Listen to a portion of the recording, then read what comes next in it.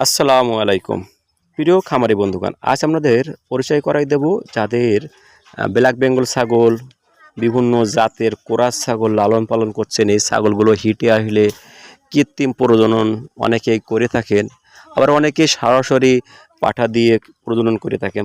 পাঠা দিয়ে প্রজনন করতে হলে স্থানীয় কোথায় আপনি ভালো মানের ছাগল পাবেন বিভিন্ন জাতের।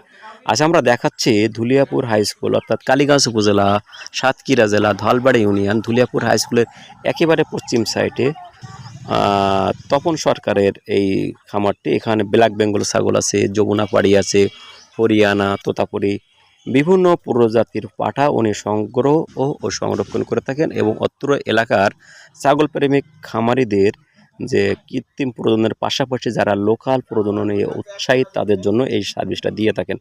তবে লোকাল প্রজননে অনেক কনসেপ্ট রেট ভালো, এর জন্য আপনারা এই খামারে ছাগল নিয়ে আসতে পারেন।